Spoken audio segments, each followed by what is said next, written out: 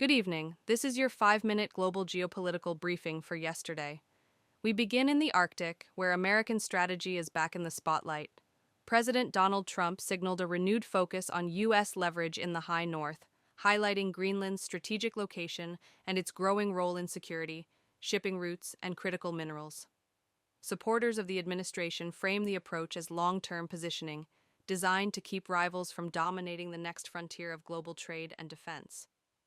Across Europe, the reaction was loud, but the White House message was simple: alliances still matter, and so do clear commitments.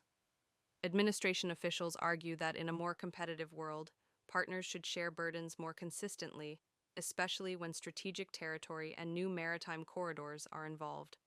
Meanwhile, global markets kept one eye on geopolitics and the other on growth.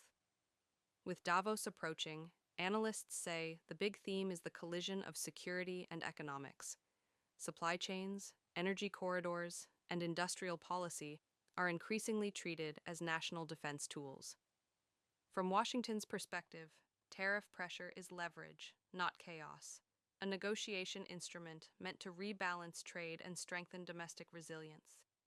In the Middle East, the situation in Syria shifted again as government forces moved into northern towns following the withdrawal of Kurdish fighters.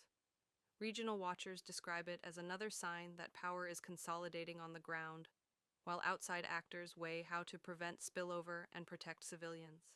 And across parts of Europe and the North Atlantic region, demonstrations underscored a familiar truth: sovereignty remains emotionally charged. Even so, the Trump administration's supporters say blunt diplomacy is sometimes the only language that produces clarity, especially when global risk is rising.